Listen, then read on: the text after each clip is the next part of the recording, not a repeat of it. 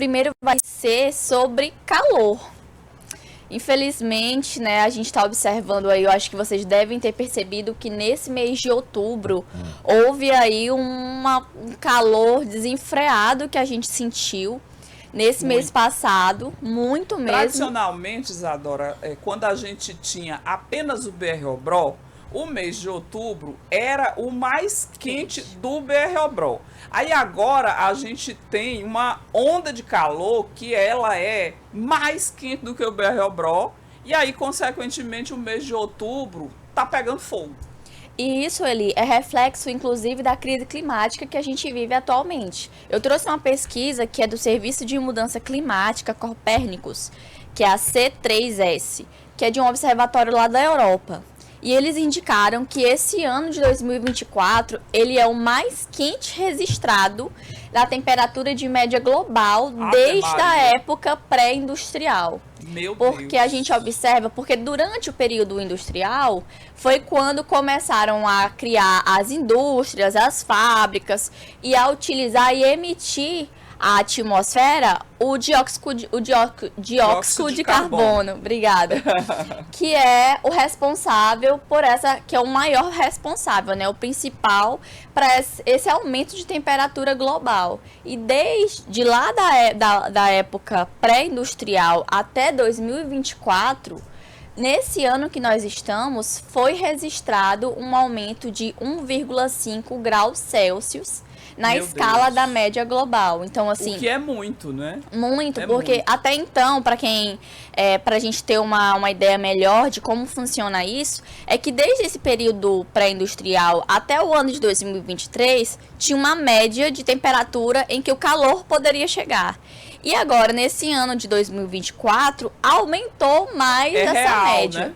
Exatamente, é real. Então, a gente vai sentir mais calor, sim. Meu Deus! A partir desse ano que já está até fechando, né? Esse foi um balanço feito desde janeiro até agora o mês de novembro. Eu acho que eu até já comentei aqui com você, Kilce, com a Isadora, que antigamente, quando os meteorologistas falavam que hoje a temperatura em lugar tal vai estar 40 graus, a gente ficava assustadíssimo. Meu Deus, 40 graus. Aí hoje, 49, 45... Tá normalizado. Exatamente. Meu Deus, é assustador isso. Esse observatório, ele apontou que desde junho de 2023, a cada mês, vem aumentando mais as temperaturas. A gente observou que foi, assim, assunto mundial, a temperatura do Rio de Janeiro em novembro do ano passado, onde à noite estava fazendo 42,5 graus. Meu Deus. À noite, as sem pessoas... sol. Foram divulgados vídeos, as pessoas indo pra praia de noite para poder se refrescar. E foi, assim, um assunto mundial mesmo. E, infelizmente, eu achava até que esse era o limite. Pior disso, não podia passar. Gente, realmente vai passar. Porque esse mês de outubro não é à toa que sentimos muito calor, porque ele foi considerado o mês de outubro mais quente da história, desde o período pré-industrial. Tá um absurdo, tá muito quente mesmo. Quando às 5 da manhã a gente já está com 26, 27 graus, por aí você tira como é que vai ser o restante do dia, né? Exatamente. 5 da manhã. Antigamente tinha um friozinho da madrugada. Não existe mais, gente. Hoje em dia, assim, o uso do protetor solar, principalmente para nós que moramos no Nordeste, e em Teresina especificamente, que é conhecida no Brasil pela sua temperatura alta, o uso do protetor é quase imprescritível, né? A gente precisa usar todo dia, é como escovar os dentes. Sim, é verdade. E eu até observei porque também tem um câncer isso. de pele, né, que pode realmente prejudicar muito, e assim, com esse calor absurdo, é mais fácil de pegar, de ter, né, os tumores do câncer. E como você disse, Eli, agora de manhã cedo a gente já sente calor, já sente aquele sol mais quente, e é justamente por conta dessa crise climática que o mundo inteiro está passando. Porque a gente sabe que tem um período, porque nós precisamos pegar sol, seres humanos, a gente precisa da vitamina D para poder fortificar os ossos, para poder produzir mais colágeno para a pele, é uma situação natural mesmo, biológica, que nós precisamos. E tem até um horário certinho, onde no caso o sol é mais rico dessa vitamina D. Então, para quem aí tem essa necessidade, essa deficiência da vitamina, gosta de pegar o sol, é muito importante que você contate um dermatologista para saber o horário correto. Porque não pense que o sol de meio-dia vai ser um sol rico em vitamina D, porque tem muita gente que fala isso, pelo menos só pegando vitamina D. Não, gente, você está realmente só prejudicando e pondo em risco a saúde da sua pele. E, infelizmente, provavelmente desenvolvendo até um câncer mesmo, como a Eli pontuou aqui para nós. Aqui no Piauí, infelizmente, com essa onda de calor, não é, Isadora? Dar vitamina D para insolação é um pulo, né? Tem que tomar todos os cuidados do mundo, principalmente com os bebês, a pessoa que tem a pele mais sensível, né? E os idosos. Com certeza. Tem que redobrar os cuidados. Vamos Isso lá, mesmo. Isadora. E assim, eu tô falando de crise climática aqui, mas o que é que causa essa crise climática? É realmente a questão da emissão do gás carbônico na atmosfera. E aí aqui a gente traz até essa discussão para como é que vai ficar, porque teve o G20 que aconteceu aqui em Teresina, aconteceu em outras capitais do Piauí, ou do Brasil. Discutindo sobre esse assunto, né? Exatamente sobre isso, quais seriam as missões para serem elaboradas no mundo inteiro. Aqui no interesse, a gente recebeu líderes mundiais justamente para poder intensificar essa ação da emissão de gás carbônico, no caso, evitar quais seriam as estratégias para também não frear a indústria, porque é um fator econômico, não tem como simplesmente dizer que vai parar as máquinas e que não vai emitir gás carbônico, mas existem outras formas e outros meios que são melhores para o meio ambiente, que a gente pode estar utilizando, implementando dentro da economia do Brasil e que ajude a diminuir, na verdade não diminuir, mas frear essa crise climática.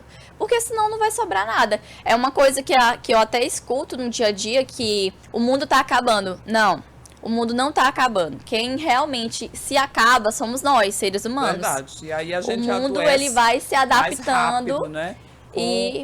Esse calor, tem que achar um ponto de equilíbrio, né? Que não prejudique o desenvolvimento das cidades, a economia e que também não acabe com a população, porque pra gente tá muito difícil, viu? A gente observa em grandes capitais, como a própria maior cidade do Brasil, São Paulo, que lá existe até um rodízio de carros, justamente para evitar para diminuir essa emissão de gás carbônicos. Exatamente.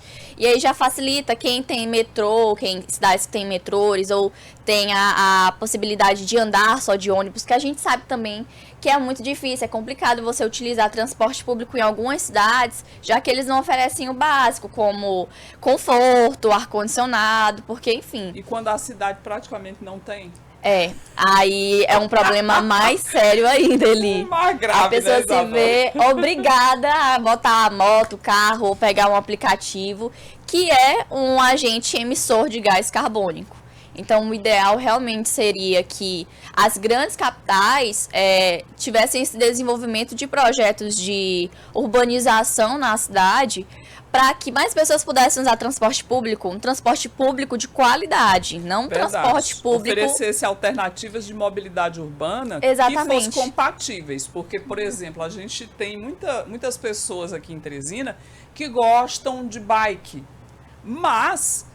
sinceramente, é inviável você ir de bike para o trabalho num momento de sol quente aqui em Teresina. A pessoa chega no local de trabalho exausto, suado, com insolação, quase infartando.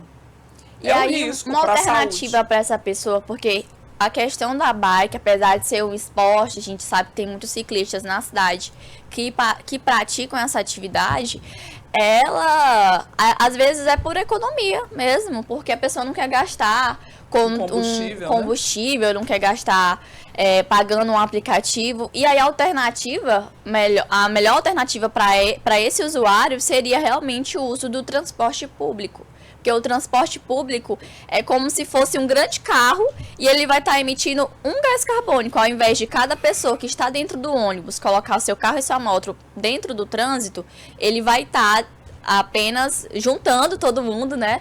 Para estar sendo a emissão apenas do ônibus que vai estar circulando na cidade. Então já é uma diminuição significativa na emissão desse gás carbônico e, consequentemente, na nossa saúde. Sim, que a gente pensa que não é acumulativo, e isso é um assunto que é debatido há muitos anos, e agora nós realmente estamos colocando uma urgência porque a gente está sofrendo diretamente com esse calor e essa falta de estruturas mesmo para poder lidar. Porque, gente, tá muito calor, tá uma quente. situação insustentável mesmo. Ir num lugar que não tem ar-condicionado, que não tem um lugar para você se hidratar, para beber água toda hora, é inviável, não tem como.